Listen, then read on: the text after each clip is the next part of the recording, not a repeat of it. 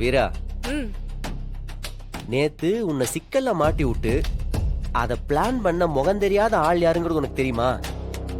ம்ஹும். தெரியலையே. ஏய், என்ன தெரியல?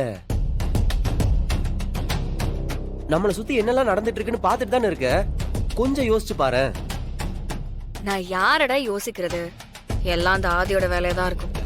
அதை தாண்டி நம்ம கண்ணுக்கு தெரியாத எதிரி யார் இருக்கா? எனக்கு ஒருத்தங்க மேல டவுட் இருக்கு.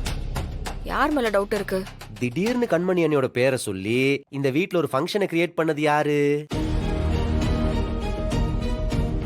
இத்தனை நாள் இந்த வீட்லயே தான் இருக்கும். அப்பாவும் அத்தை இதை பத்தி எல்லாம் பேசினதே கிடையாது.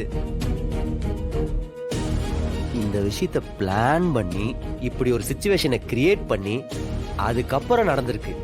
அதுவும் நம்ம வீட்ல உள்ள ஆள் தான் பண்ணிருக்காங்க. நம்ம வீட்ல யார பண்ண போறா?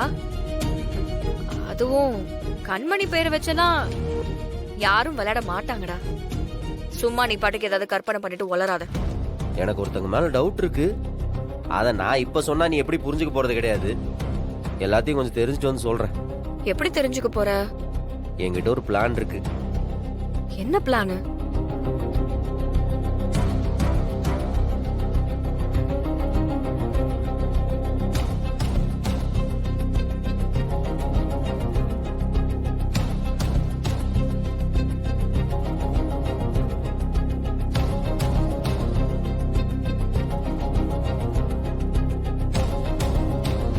மர இதெல்லாம் வேணாண்டா.